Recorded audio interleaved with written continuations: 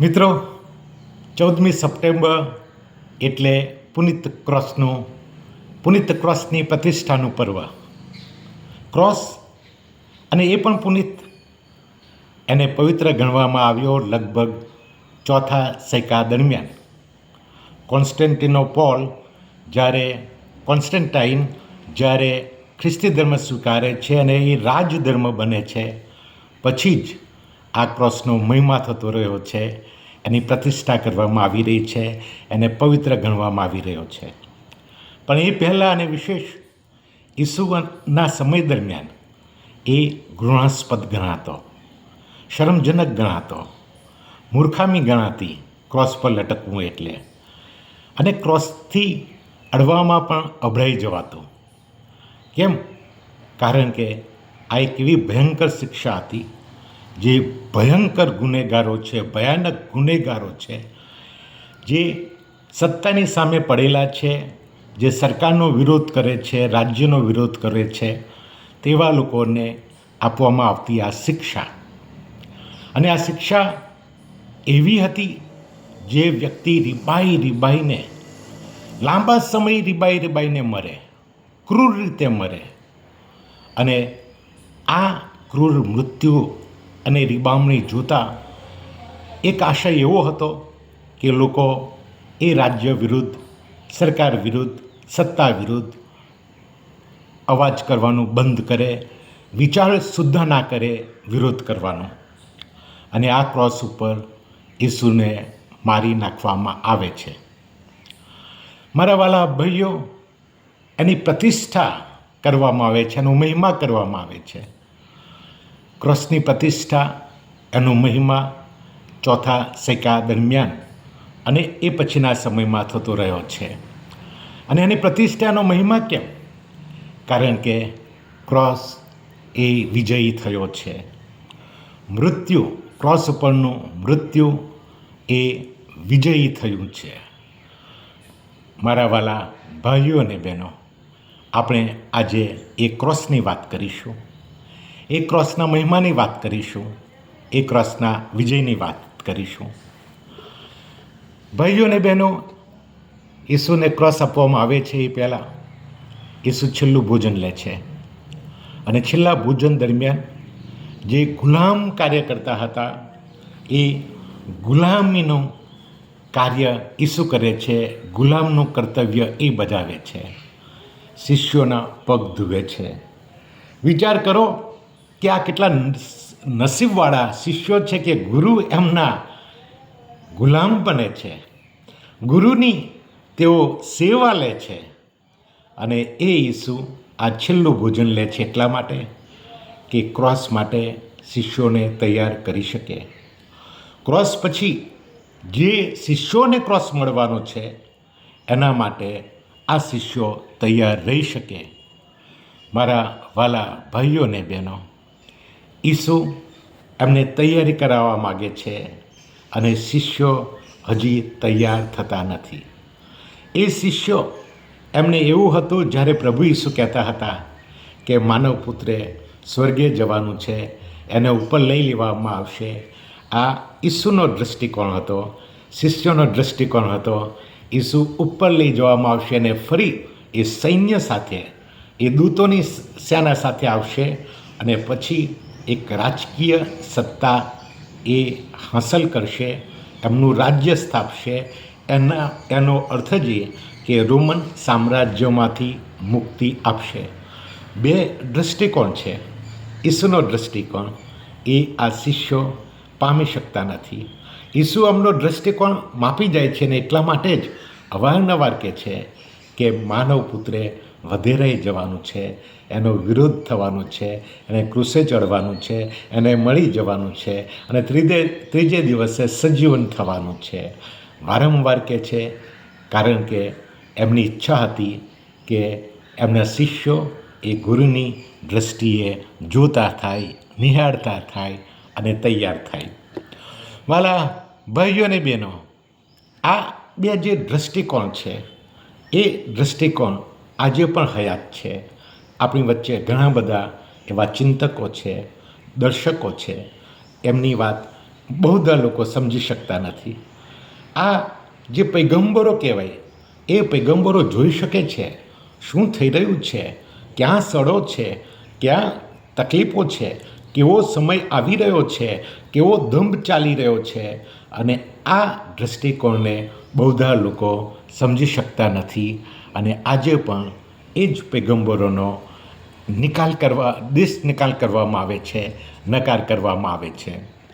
વાલા ભાઈઓ અને બહેનો, એક મને વિચાર આવે છે કે જો હું એ ક્રોસ નીચે હોત તો, જો તમે એ ક્રોસ નીચે હોત તો શું આપણે એ શિષ્યો કરતાં અને જે ટોળું ભેગું થયું છે એના કરતાં જુદું કર્યું હોત? બિલકુલ નહીં. આપણે પણ ભાગી ગયા હોત, આપણે પણ ઈસુનો નકાર કર્યો હોત, આપણે પણ ઈસુને વેચી દીધા હોત, આપણે પણ ઈસુની ઠઠ્ઠા મશ્કરી કરી હોત, આપણે પણ એ ટોળા ભેગા એ ઈસુને મારી નાખો એ પોકાર કરી રહ્યા હોત, આપણે જુદા ના હોત. શિષ્યોની જેમ જ આપણે કર્યું હતું, કદાચ શિષ્યોથી પણ બદતર આપણે કર્યું હોત. મારા વાલા ભાઈઓ અને બહેનો, તમે જેને મસીહા માનો છો એની આવી દશા થાય તો શ્રદ્ધા ડગમગે. શિષ્યોની શ્રદ્ધા ડગમગી. કદાચ એમને એવું લાગ્યું કે એમણે ઈસુના પગલે ચાલીને ઈસુના વર્તુળમાં જઈને એક મોટામાં મોટી ભૂલ કરી છે, કારણ કે એમણે ધાર્યું નહોતું કે એ ક્રોસનો માર્ગ ભારે છે. ઈસુ જે દરવાજાની વાત કરે છે એ આ ક્રોસ છે. અને એ સાંકડે દરવાજેથી જવું, પસાર થવું મુશ્કેલ છે. અને એમાંથી પસાર થનારા બહુ જ થોડા હોય છે. કદાચ આપણે પણ એ ક્રોસના દરવાજામાંથી પસાર થવા માગતા ના હોત અને એ ક્રોસથી ભાગી ગયા હોત, અને એ ક્રોસ ઉપર જે લટકી રહ્યો છે એ ઈસુથી પણ આપણે ભાગી ગયા હોત, અથવા તો આપણે એને મારી નાખવામાં આપણો પૂરો બનતો પ્રયાસ કર્યો હોત, ભાગ આપ્યો હોત. મારા વાલા ભાઈઓ અને બહેનો, એક બાજુ આ દુઃખ અને વેદના જોઈને શિષ્યો ભાગી જાય છે, ક્રોસને જોઈને એ શિષ્યો ભાગી જાય છે, પિત્તળ નકારે છે. અને આ ઈસુ શું કરે છે? ક્રૂસ પહેલાં અને છેલ્લા ભોજન પછી જ્યારે એ વાડીમાં જાય છે ત્યારે એમને લોહીનો પરસેવો થાય છે. એનો અર્થ કે કેટલી માનસિક વ્યથામાંથી પસાર થઈ રહ્યા હતા. એ ટેરિબલ માનસિક વ્યથા હતી. કેમ? કારણ કે એ જોઈ શક્યા હતા કે આવનાર દિવસોમાં એમનું શું થવાનું છે. એમણે જે કંઈ કરેલું છે એ પરિણામ એ ક્રોસ જ છે ને. એ ક્રોસ બીજાને મળે છે એ એવો સામાન્ય ક્રોસ નહોતો. અહીંયા ભયંકર અને શરમજનક એમની ફજેતી કરવામાં આવશે, મશ્કરી કરવામાં આવશે, હાંસી ઉડાવવામાં આવશે. અને એ ઈસુ પૂરેપૂરા માનવ છે અને એટલે કહે છે કે પ્રભુ, હે પિતા, શક્ય હોય તો આ પ્યાલો મારી આગળથી ખસેડી દે. શક્ય હોય તો આ પ્યાલો મારી આગળથી ખસેડી દે. ઈસુ એ પણ ભયમાંથી પસાર થાય છે, ડરમાંથી પસાર થાય છે, અનિશ્ચિતતામાંથી પસાર થાય છે. આવનાર જે સમય છે એની એમને ગભરામણ થાય છે, પરંતુ એ આ લાગણીઓ એને શરણે જતા નથી, એના પ્રભાવમાં આવતા નથી. એ તો માત્ર ને માત્ર પિતાના પ્રભાવમાં છે અને કહે છે, મારી નહીં પણ તારી ઈચ્છા પૂરી થાવ. વિચારો, આ ઈસુ ક્રૂસ ઉપરથી શું કહે છે કે હે પિતા, તે મને કેમ તરછોડી દીધો, તે મને કેમ તરછોડી દીધો. આ શબ્દો મારા ને તમારા શિષ્યો કે ટોળાના હોય તો સમજી શકાય, પણ જે મુક્તિનું કાર્ય કરવા માટે, મુક્તિ આપવા માટે આવ્યો છે, અને એ મુક્તિદાતા જ જો પરમેશ્વરને કહે છે કે લોકોએ તો મને છોડી દીધો છે, બધા શિષ્યોએ અને મિત્રોએ મને છોડી દીધો છે, પણ પ્રભુ તું પણ જાણે કે આજે મને છોડી દેતો હોય એવું લાગે છે, તું મારી સાથે મને લાગતો નથી. આ જે વેદના છે, પિતાના વિરહની વેદના, પિતાની ગેરહાજરીની વેદના, ભયંકર, ભયાનક, ધ્રુજાવી નાખનારી છે. એ આત્માને તોડી નાખનારી આ વેદના છે. તે મને કેમ છોડી દીધો, તે મને કેમ તરછોડી દીધો? મારા વહાલા ભાઈઓ અને બહેનો, અને એ ઈસુ પિતાનો સાદ સાંભળે છે. આ તારા દુઃખમાં હું તારી સાથે છું. તું ક્રૂસ પર વિંધાઈ ગયો છે, એ ક્રૂસ ઉપર તારી સાથે હું વિંધાયો છું. અને મને ગૌરવ છે કે તે ક્રૂસનો માર્ગ લઈને, ક્રૂસને ભેટીને, ક્રૂસ પરના મૃત્યુને શરણે થઈને તે મારી ઈચ્છા પૂરી કરી છે. નાસી ગયો નથી, ભાગી ગયો નથી. મને ગૌરવ છે. અને તારા ગૌરવમાં જો મારે ભાગ લેવો હોય તો પિતા કહે છે મારે પણ તારી સાથે ક્રૂસ પર જડાવવું જોઈએ. અને ઈસુની સાથે ઈસુનો પિતા પણ ક્રૂસ પર જડાય છે. મારા વાલા ભાઈઓ અને બહેનો, જેઓ આશાવાન છે તેઓને આ ક્રૂસ ડરાવી શકતો નથી. જેઓ આશાવાન છે તેઓને ખબર છે કે પ્રભુ તેઓની સાથેને પાસે છે. માણસો છે, અને એ માણસો એટલે માણસની બધી જ પરિસ્થિતિમાંથી પસાર થવું. દુઃખ, વેદના એ પણ આનંદ અને ખુશીની જેમ આપણા માનવ બનવાના ભાગરૂપ જ છે. આ દુઃખ અને વેદના એ શરીરની હોય, મનની હોય, સામાજિક હોય, આર્થિક હોય, ઘણી બધી આ વેદના અને દુઃખ એમાંથી કોઈ છટકી શકતું નથી. કદાચ તમે એનેસ્થેસિયાના ઇન્જેક્શન લો કે પછી દુખાવાની દવાઓ લો, તમને દુઃખનો અનુભવ નથી થતો. દુઃખ તો છે જ. આ જ રીતે આપણે એનો નકાર કરીએ, અમે તો બધું જ સારું છે, સબ ચંગા હે, પણ અંદરને અંદર જે તમને કોરી ખાય છે, કદાચ એની સાથેની તમારી સભાનતા પણ નથી, પણ છે, દુઃખ છે. અને એટલે જ પ્રભુએ કહ્યું, થાકેલાઓ અને ભારથી કચડાયેલાઓ, તમે બધા મારી પાસે આવો. બુદ્ધને જે 4 સત્ય મળ્યા છે એમાંનું પહેલું મહાસત્ય અમને મળ્યું છે, જીવન દુઃખમય છે, જીવનમાં દુઃખ છે. અને એ દુઃખ આપણી બધી નબળાઈઓને કારણે, ઘણી વખતે આપણી જે નબળાઈઓ છે એના કારણે દુઃખ આવે છે. બીજાઓની નબળાઈઓ છે અને એ બીજાઓની નબળાઈઓને કારણે દુઃખ આવે છે. પણ આ દુઃખમાંથી કોઈ માણસ ભાગી છૂટવાનું નથી. પરંતુ ઘણા બધા એવા છે જેઓનું દુઃખ અસહ્ય હોય છે. ભયંકર કેન્સર કે પછી એવી અસાધ્ય બીમારીથી તેઓ પીડાઈ રહ્યા છે. કોઈનો પગ કે હાથ કાપી નાખવામાં આવ્યો છે, કોઈની આંખો ગઈ છે, કોઈ માનસિક રીતે બિલકુલ કામ કરવા માટે અસક્ષમ બની ગયું છે, નિર્બળ બની ગયું છે. અને આવા સમયમાં તેઓ પ્રશ્ન કરે, યુગની માફક પ્રશ્ન કરે કે હે પિતા, તે મને કેમ છોડી દીધો? તે મને કેમ છોડી દીધો? અને આ સમયમાં એવા ઘણા છે જેઓએ ઈસુની માફક પિતાનો અવાજ સાંભળ્યો છે અને કહે છે, આ તારી વેદનામાં, બીમારીમાં હું તારી સાથે છું. જે દર્દ અને વેદનામાંથી તું પસાર થાય છે એમાંથી હું પસાર થઈ રહ્યો છું. આ ખ્રિસ્તને આપેલો પિતા, આ ખ્રિસ્તે આપણને આપેલો આ પિતા એ આપણો ભગવાન, આપણો પરમેશ્વર, આપણો પ્રભુ, આપણો સર્જનહાર, જે સંપૂર્ણપણે એના સર્જનની સાથે છે, સર્જન વચ્ચે છે, સર્જનમાં છે, સર્જન દ્વારા છે. અને આ ખ્યાલ સમજવો એટલો બધો સહેલો નથી. ખૂબ જ મનન ચિંતન અને સાધના કરીએ તો આ રહસ્યનો અર્થ આપણને થોડો સમજાતો રહે. એક બહેન છે, કેન્સરથી પીડાઈ રહ્યા છે અને છેલ્લા 6 વર્ષ એ પહેલાં કૌટુંબિક સમસ્યાઓથી બેન બીજી હોત તો ભાંગી પડી હોત, ઘર છોડી દીધું હોત, કુટુંબને બરબાદ કરી નાખ્યું હોત, વળગી રહી છે. ઉપરથી આ કેન્સરનું દર્દ.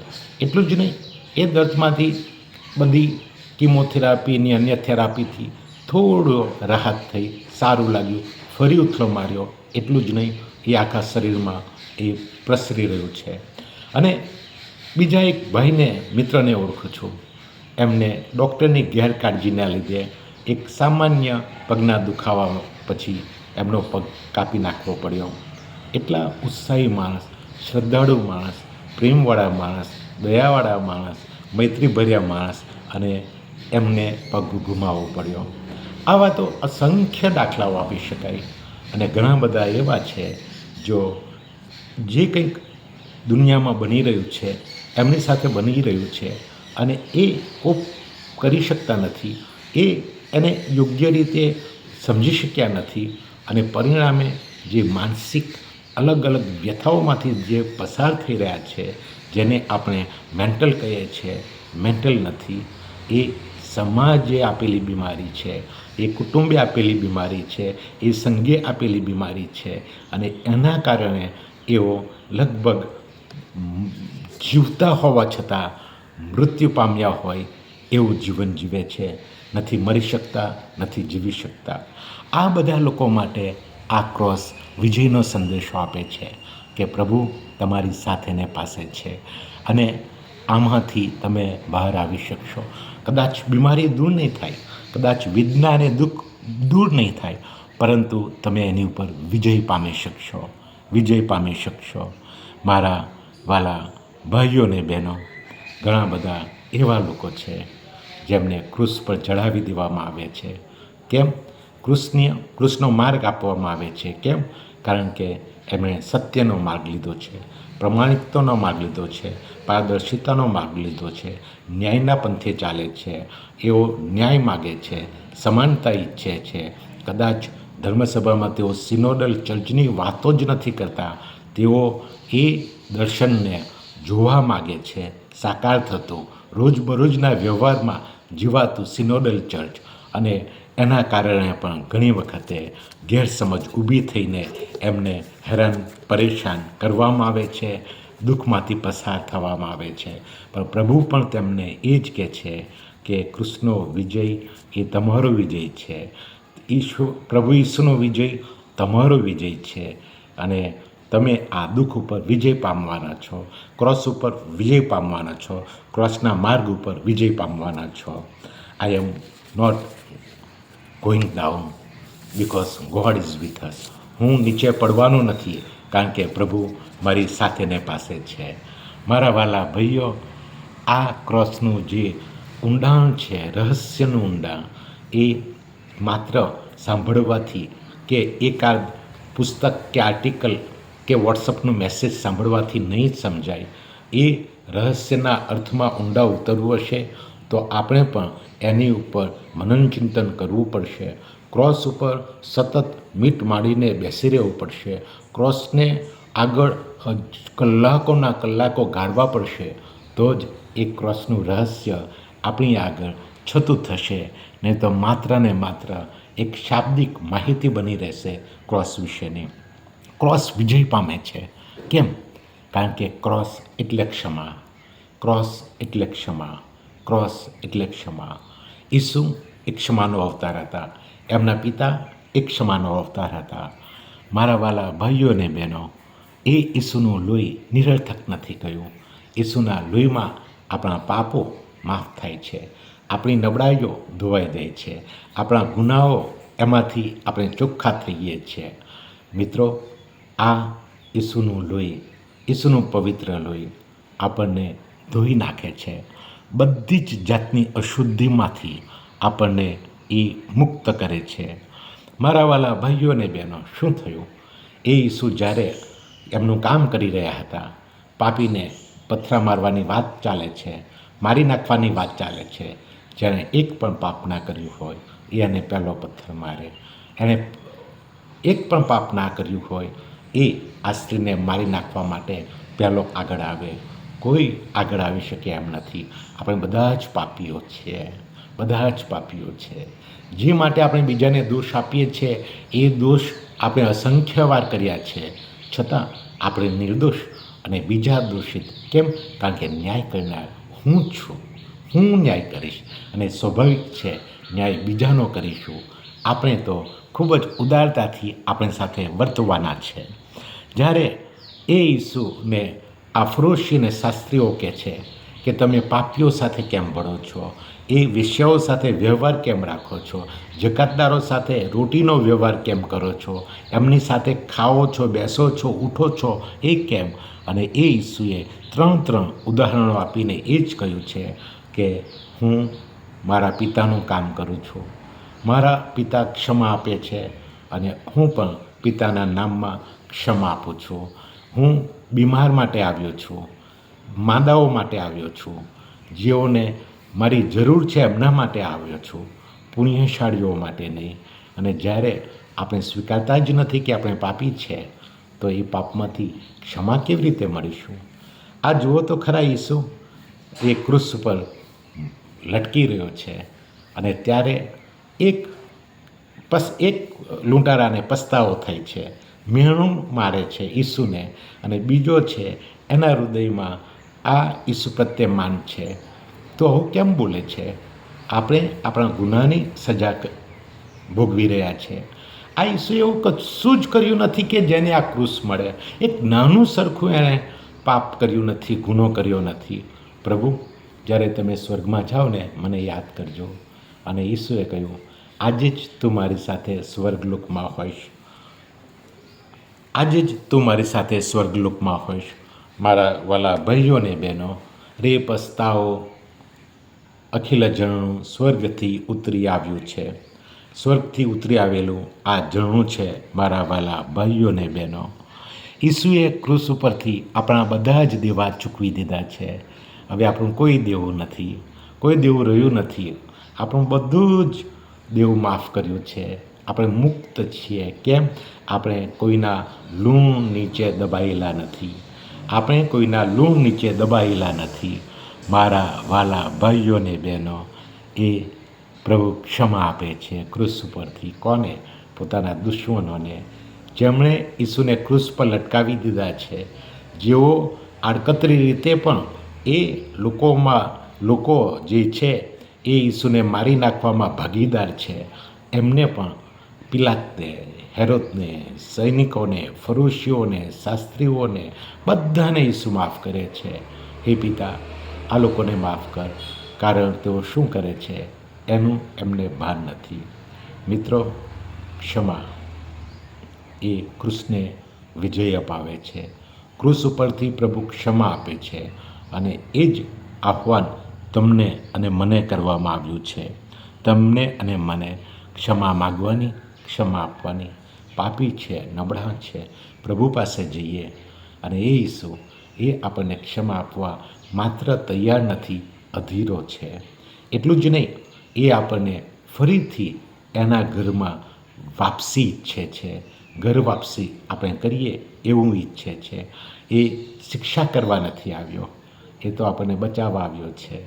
એ આપણને મારી નાખવા નથી માગતો, એ આપણને મુક્તિ આપવા માગે છે. આપણો ઉદ્ધારક પ્રભુ છે. એ દુઃખમાંથી આપણને, શરીરનું દુઃખ, મનના દુઃખમાંથી મુક્તિ આપે છે. પણ આપણે આત્મિક રીતે જે પાપો કર્યા છે એમાંથી પણ એ આપણને મુક્ત કરે છે. આપણે હવે કોઈ ભૂતકાળના પ્રભાવમાં નથી. મોટાભાગે આ દુનિયા શું કરે છે? આપણા પાપો ગણગણ કરે છે. આપણી નબળાઈઓ, આપણી ફેઇલિયર, આપણી ભૂલોની ફાઇલ રાખે છે, અને એ ફાઇલ ઉઘાડવામાં આવે છે. 25 વર્ષ પહેલાં કરેલા તમારા ગુના, 25 વર્ષ પહેલાં તમારી ભૂલો, 15 વર્ષ કરેલી ભૂલો, એ બધાનો સરવાળો એ વધતો ને વધતો જાય છે. અને એના એ ભૂલો, એ તમે ભૂલો, ના સમજમાં કરેલી પણ ભૂલો, એનો રેકોર્ડ રાખવામાં આવે છે, અને એનો હંમેશા ટોટલ વધતું ને વધતું જાય છે. એ પ્રમાણે તમારું ભવિષ્ય નક્કી કરવામાં આવે છે. ઈસુ કહે છે, તમારો ભૂતકાળનો તમારી પર પ્રભાવ નથી આજે કે નથી આવતીકાલ માટે. તમારો ભૂતકાળ ઈસુએ ભૂંસી નાખ્યો છે ક્રુસ ઉપર મરી જઈને. ઈસુએ તમારા ભૂતકાળને બાળી નાખ્યો છે ક્રુસ ઉપર લટકી જઈને. ઈસુએ એના લોહીમાં તમારા ભૂતકાળને ઓગાળી નાખ્યો છે ક્રુસ ઉપરથી એના લોહીમાં. અને એટલા માટે તમારે અપરાધ ભાવથી પીડાવાની જરૂર નથી.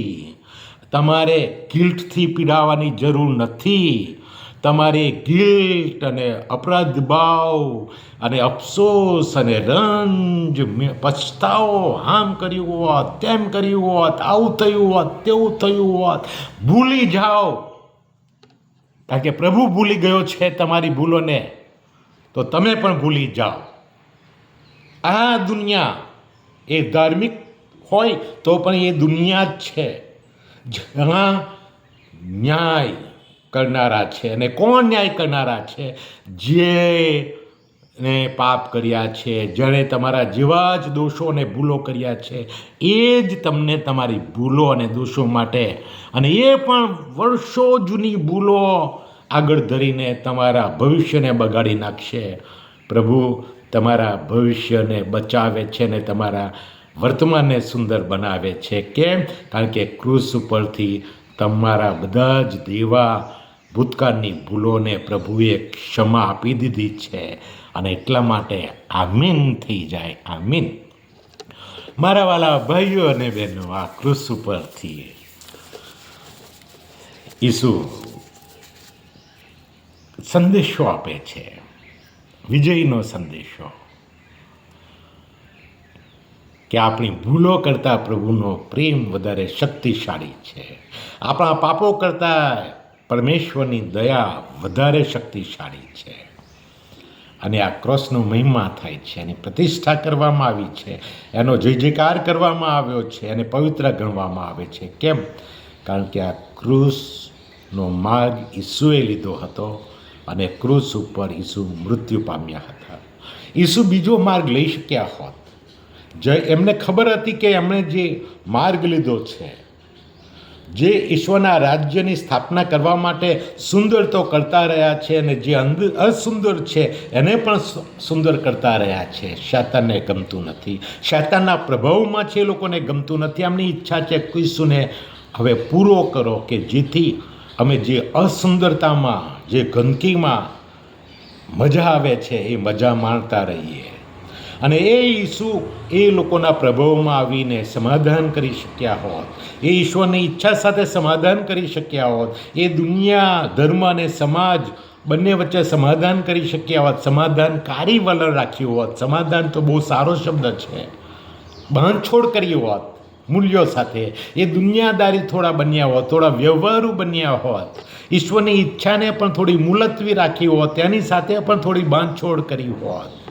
પણ ના, એણે આ ક્રૂસનો માર્ગ લીધો છે, અને ક્રૂસને એ ભેટ્યો છે. ભાગી નથી ગયો. ભાગી ગયો હોત, એ ભાગી શક્યો હોત, અથવા તો એણે આ માર્ગ પસંદ ના કરીને ફક્ત સારું જ કર્યું હોત, લોકોને ગમે એવું જ બોલ્યો હોત, લોકોને ગમે એવી રીતે જ એણે વ્યવહાર કર્યો હોત, પણ કોઈ છૂટકો નહોતો. મને એક યુવતી પૂછે છે કે ફાધર, ઈસુ ડબલ ઢોલકી વગાડે છે. મેં કોઈ ડબલ ઢોલકી કેવી રીતે? કારણ કે અમુક વખતે સુંદર વાતો કરે છે, પ્રેમની, દયાળુ પરમ સુખી છો, આ દયા પામશો, ક્ષમા આપશો, ક્ષમા મેળવશો, ગાલ પર માર લાફો મારે બીજો ગાલ દરજો, આવી બધી સુંદર વાતો. અને બીજી બાજુ કહે છે, ઓ ફરોશી, ઓ શાસ્ત્રીઓ, તમારી કેવી દશા થશે, ઓ દોડેલી કબરો, તમે બહારથી વાંજેલા માસણો છે, સાપના સંતાનો. આ ડબલ ઢોલકી નહીં, આ એક ઈસુ બબ્બે ऐसे ઈસુ એક જ ભાષા બોલે છે, અને એ ઈશ્વરના રાજ્યની ભાષા બોલે છે. પણ એ બે ગ્રુપ, જુદા જુદા ગ્રુપ માટે બોલે છે. એક ગ્રુપ માટે જે યોગ્ય છે એ ભાષાનો ઉપયોગ કરે છે, જરૂરી છે, અને જે બીજા ગ્રુપ માટે જે દંભીઓ છે, શૈતાનના પ્રભાવ હેઠળ છે, એમના માટે એ થોડા કડક અને કઠણ છે. પણ બંને માટે પ્રેમ છે. બંનેને એ ઈશ્વરના રાજ્યમાં દોરી જવાના છે. એમની ભાષા બંને ગ્રુપ માટે જુદી છે, પણ એક જ હેતુ છે, ઈશ્વરના રાજ્યમાં સૌને દોરી જવાના. અને જેઓને જરૂર છે એવા શબ્દો અને એવી સ્ટાઇલ ઈસુ વાપરે છે. પણ આ ઈસુ પોતાનો માર્ગ છોડતા નથી. એ સાંકડા દરવાજો એ જ છે, અને સાંકડા દરવાજામાંથી એ પોતે જ પસાર થાય છે. સાંકડો દરવાજો સાંકડા દરવાજામાંથી પસાર થાય છે, અને શું કહે છે? તારી ઈચ્છા પૂરી થાવ. મારા વાલા ભાઈઓ અને બહેનો, નેલ્સન મંડેલા એ સમાધાન કરી શક્યા હોત, અને 27 વર્ષની જેલવાસમાંથી મુક્ત થઈ શક્યા હોત. રોમેરો એ સત્તા પક્ષ સાથે રહી શક્યા હોત, અને ગરીબો સાથે થોડા દયાળુ બનીને આ ન્યાયની લડતને અમને થોડી માઇલ્ડ સહેલી કે હળવી કરી શક્યા હોત. પણ ના, આવા કેટલા મહાપુરુષો અને વીરાંગનાઓ છે જેમણે ક્રોસનો માર્ગ લીધો છે ને ક્રોસને પસંદ કર્યો છે, ક્રોસને ભેટ્યા છે. પણ ઈશ્વરના રાજ્યના મૂલ્યો સાથે એમણે બાંધછોડ નથી કરી અને આ દુનિયાદારી સાથે એમણે મૈત્રી ભર્યા સંબંધો કે વ્યવહાર નથી રાખ્યા. એ દુનિયાદારીના વ્યવહારમાં નથી જોડાયા. શું થયું? એમને મારી નાખવામાં આવ્યા, શહીદ થયા. અને આવા ઘણા દયાળુ માણસો છે, ભોગવ્યું છે. મધર ટેરેઝાએ કે મેક્સિલિયન કોલ્બે કે અમારા પીટર ફેબર, જેઓએ પસંદ કર્યું છે ગુલામોના ગુલામ થવાનું, અને છતાં એમણે બાંધછોડ કરી નથી. આપણી વચ્ચે એવા ઘણા બધા પૈગંબરો છે, એ ઈશ્વરના રાજ્યની ભાષા બોલે છે, ઈશ્વરના સિદ્ધાંતોની ઘોષણા કરે છે, એ શુભ સંદેશની ઘોષણા કરે છે. પણ આ શુભ સંદેશ આપણને ખૂંચે છે, આપણને ખટકે છે, આપણને બદલાવ માટે એ ફરજ પાડે છે ને આપણને ગમતું નથી. અને એટલા માટે પથરા મારીને આ પૈગંબરોને આપણે ખતમ કરવા માગીએ છીએ, ક્રોસ પર લટકાવી મારીને એ સત્યના અવાજને, શુભ સંદેશને આપણે ક્રૂસ પર જડાવીએ છીએ ઈસુની સાથે. અને આપણે જો કદાચ એ ઈશ્વરના રાજ્યની ધૂનમાં હોય, એની ધૂન લાગી હોય, તો ઈસુએ અને આ એમના ફોલોવર્સ, શિષ્યોએ જે પોતાનું જીવન આપી દીધું હતું લોકો માટે, એ જીવન આપવા માટે આપણી પણ તૈયારી હોવી જોઈએ. આપણી પણ તૈયારી હોવી જોઈએ. જો ઈસુની આ દશા થઈ છે, રોમેરોની આ દશા થઈ છે, તો પછી હું અને તમે તો પાપી અને નબળા છીએ. આપણી નીતિમાં કે આપણા વ્યવહારમાં કે આપણા ઉદ્દેશ્ય એટલા બધા ચોખ્ખા સ્પષ્ટ નથી, થોડી દુનિયાદારી છે. તો આપણું પણ થવાનું તો ખરું, એટલું બધું નહીં પણ થોડું ઘણું તો થવાનું. અને જો એ થોડું ઘણું થવાનું છે, નાના નાના ક્રોસ એ આપણને મળવાના હોય અને એનાથી ભાગી જઈએ, તો આપણે ઈસુથી ભાગી જઈએ છીએ, ઈસુના ક્રોસથી ભાગી જઈએ છીએ ને ક્રોસથી ભાગી જઈએ છીએ. તો એ ક્રોસ આપણા માટે વિજયવંતો, પ્રતિષ્ઠાવાન નહીં હોય. મારા ભાઈઓ અને બહેનો, યોહાન પણ કહે છે કે મિત્ર માટે બલિદાન આપવું એનાથી મોટો કોઈ પ્રેમ છે જ નહીં. ને આપણે બધા જ મિત્રો છે, અને આ મિત્રો માટે બલિદાન આપવા માટેની આપણી તૈયારી એટલે ક્રોસને ભેટવાની તૈયારી, અને એટલે ક્રોસના વિજય સાથે આપણા વિજયની પણ એક મોટામાં મોટી આશા. મારા વાલા ભાઈઓ અને બહેનો, ઈસુએ શું કહ્યું હતું? લો અને ખાઓ, આ મારું શરીર છે, લો અને પીવો, આ મારું લોહી છે, તમારે ખાતર અર્પણ થનાર છે. અને એ ઈસુ અર્પાઈ ગયો, બલિ થયો. અને એ માત્ર બલિ જ નથી થયો, બલિ પહેલાં એણે ઘણી બધી રીબામણી ને સતામણી એણે ભોગવી છે. અને એનું વર્ણન યશાયાએ હજારો વર્ષ પહેલાં કર્યું હતું, સુંદર વર્ણન કર્યું હતું. 53મો અધ્યાય આખો હું વાંચી જાઉં છું, બધા માટે સુંદર છે, ભક્તિપૂર્વક, પ્રેમપૂર્વક, ખૂબ જ આદર સાથે આપણે એને સાંભળીશું. આપણે જે સાંભળ્યું છે તે કોણે માન્યું હોત? એમાં પ્રભુનો હાથ હશે એવું કોણે પીછાન્યું હોત? તે પ્રભુની આગળ છોડની પેઠે ઉગી નીકળ્યો હતો, સૂકી ભટ્ટ ધરતીમાંથી ફૂટી નીકળતા ફણગાની પેઠે તે ઉગી નીકળ્યો હતો. એનામાં નહોતું રૂપ કે નહોતી આંખ આકર્ષતી સુંદરતા કે નહોતી મનમોહક આકૃતિ. લોકો તેનો તિરસ્કાર કરી તેને ટાળતા હતા, તેના દુઃખોનો પાર નહોતો. તેણે અનેક વિતકો વેઠ્યા હતા, તેની દશા એવી હતી કે લોકો જોઈને મોં ફેરવી લે. તેનો તિરસ્કાર કરે, આપણે તેને કશા લેખામાં જ લીધો નહીં. તેમ છતાં તેણે આપણા વિતકો પોતા ઉપર લઈ લીધા, આપણા દુઃખો પોતે વોરી લીધા. આપણે તો એમ માન્યું હતું કે એને સજા થઈ છે, ઈશ્વરે તેને આઘાત કરીને દુઃખમાં નાખ્યો છે. પણ તે તો આપણે કરેલા અપરાધો માટે વિંધાયો હતો ને આપણા દોષો માટે રીબાયો હતો. એણે ભોગવેલી સજાને કારણે આપણે સુખ શાંતિ ભોગવીએ છીએ, અને તેને પડેલા ચાપકાથી આપણે સાજા સમાજ છીએ. આપણે બધા ઘેટાની પેઠે રસ્તો ભૂલીને જેને જેમ ફાવ્યું તેમ જતા હતા, પણ પ્રભુએ આપણા બધાનો દોષ તેને માથે નાખ્યો. તેને રીબાવવામાં આવ્યો, પણ તેણે બધું શાંતિથી વેઠી લીધું. મોં સુદ્ધા ખોલ્યું નહીં, મૂંગે મોઢે કતલખાને જતા ઘેટાની માફક અથવા ઊન ઉતારનારની આગળ જતી ઘેટીની પેઠે એણે મોં ખોલ્યું નહીં. તેને પકડવામાં આવ્યો અને તેનો ન્યાય તોડીને તેને લઈ ગયા. તેનું શું થયું તેનો વિચાર સરખો કોઈએ કર્યો નહીં. જીવતા માણસોની દુનિયામાંથી તેનો વિચ્છેદ કરવામાં આવ્યો. મારા લોકોના ગુના માટે તેને મારી નાખવામાં આવ્યો. તેને દુષ્ટો ભેગો દફનાવવામાં આવ્યો. જોકે તેણે કોઈ ગુનો કર્યો નહોતો કે અસત્ય ઉચ્ચાર્યું નહોતું, તેમ છતાં પ્રભુને એને દુઃખોથી રીબાવવાનું રૂચ્યું. તેણે પાપના પ્રાયશ્ચિત તરીકે પોતાનું બલિદાન આપ્યું, એટલે તે લાંબુ આયુષ્ય ભોગવશે, છોકરાના છોકરાને જોવા પામશે અને તેને હાથે પ્રભુનું ધાર્યું પાર ઉતરશે. તેની બધી વેદનાઓને અંતે તે પ્રકાશ જોવા પામશે અને પરમ તૃપ્તિ અનુભવશે.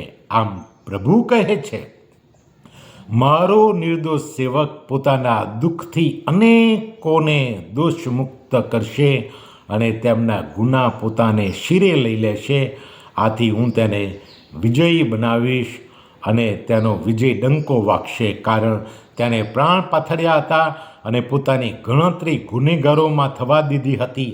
તેણે અનેકોના પાપો પોતાને શિરે લઈ લીધા હતા અને ગુનેગારોને માટે તેણે પ્રાર્થના કરી હતી.